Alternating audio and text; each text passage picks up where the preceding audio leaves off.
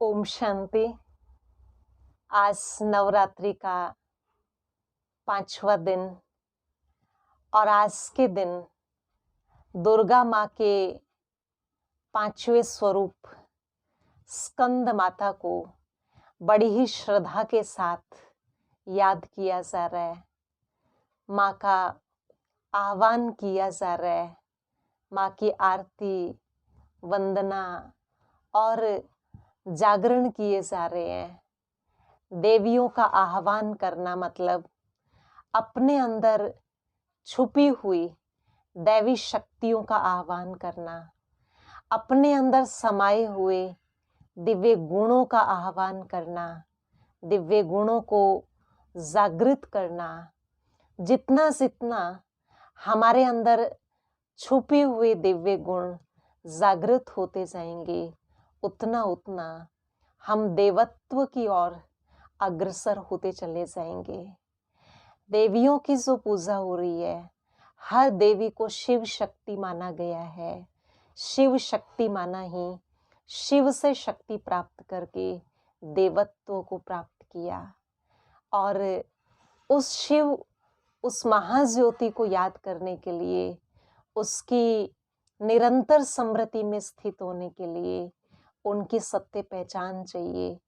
उनके साथ सर्व संबंधों का ज्ञान चाहिए और उनसे होने वाली प्राप्तियां जितनी हमारी बुद्धि में रहेंगी, उतना इन गुणों के श्रोत्र परमात्मा पिता को याद करना आसान होता चला जाएगा। और जितना जितना हमारा इन गुणों के श्रोत्र के साथ कनेक्शन होगा, उतना उतना स्वतः ही ये गुण जीवन में धारण होते चले जाएंगे। इसलिए उस पिता परमात्मा की याद तभी सहज हो सकती है जब उनके साथ हमें अपने संबंधों का ज्ञान हो। जैसे शरीर के संबंधी हर जन्म में बदल जाते हैं, शरीर के संबंधी अलग अलग है, चाचा, मामा, काका, भाई, भतीजा, माता, पिता, सखा, सखी, लेकिन आत्मा के जो सर्व संबंध है वो उस परम पिता परमात्मा के साथ है। वही हर जन्म में आत्मा का माता, पिता, भाई, बंधु, दोस्त, सखा, साजन, बच्चा, टीचर और सतगुरु है। आत्मा के परमात्मा के साथ जो संबंध है वो शाश्वत संबंध है, अविनाशी संबंध है, अपरिवर्तनशील संबंध है। जब हम उस पिता परमात्मा के साथ अपने सर्व संबंधों को जोड़ते हैं, एक एक संबंध की अनुभूति करते हैं, तो एक एक संबंध का उस परमात्मा पिता से सुख प्राप्त होता है।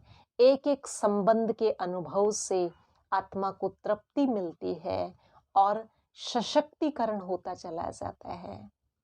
जब हम उस पिता परमात्मा के साथ अपने सर्व संबंध जोड़ते हैं, तो वो हर पल, हर क्षण अपना साथ निभाने के लिए, हमारी सहायता करने के लिए तैयार रहता है।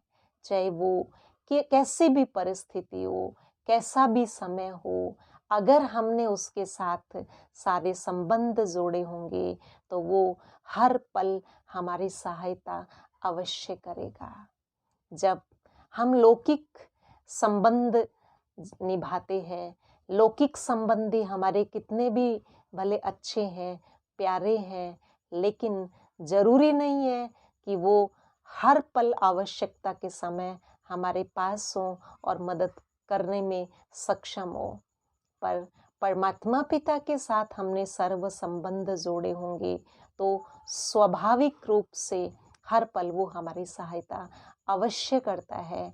वो किसी न किसी को हमारे कार्य में सहयोगी बनाने के निमित्त बना देता है और सर्व संबंध उस पिता परमात्मा के साथ हैं, उनका अनुभव किया है। इसीलिए स्कंद माता को हाथ में स्कंद भगवान को दिखाया, गोद में दिखाया। स्कंद की माता मतलब ही स्कंद भगवान उनकी माँ उनकी पालना करने वाली, इसलिए उनकी गोद में स्कंद यानी कार्तिकेय को दिखाया गया है। और वो माता जिसके सर्व संबंध परमात्मा पिता के साथ होते हैं, जिस आत्मा के सारे रिश्ते उस परमात्मा के साथ होते हैं, उस आत्मा का जीवन श्रेष्ठ जीवन बन जाता है। समाज में, परिवार में, कलयुग में रहते हुए भी उनका जीवन उपराम जीवन, श्रेष्ठ जीवन बन जाता है। वो किसी के व्यवहार से, किसी की बातों से, किसी की कोई कार्य करने की शैली से वो प्रभावित नहीं हो सकती है। ऐसी आत्मा कभी डिस्टर्ब नहीं हो सकती है, क्योंकि उसको एक नशा होता है, एक खुशी होती है कि मैं उस सर्वशक्तिवान पिता परमात्मा की संतान हूँ और मेरे सारे रिश्ते उस प्रभु के साथ है। तो ऐसी आत्मा का जीवन न्यारा और सभी का प्यारा बन जाता है। इसलिए स्कंद माता के 2 भुजाओं में कमल का फूल दिया है, जो निर्लिप्तता और श्रेष्ठता का प्रतीक है। उनकी एक भुजा में स्कंद को दिया गया है और अगली भुजा में वरदानी स्वरूप दिखाया गया है कि परमात्मा के साथ सारे संबंध होते हैं तो जीवन न्यारा बन जाता है। और ऐसा न्यारा और प्यारा जीवन सभी आत्माओं के लिए आशीर्वाद देने वाला, दुआएं देने वाला, सबका भला करने वाला बन जाता है। तो हम सभी अपने सर्व संबंध उस पिता परमात्मा के साथ जोड़ के, उनके गुण, उनकी शक्तियों को अपने में समा करके एक एक आत्मा के कल्याण के निमित्त बन जाएं। ये स्कंद माता को प्रसन्न करने की विधि है।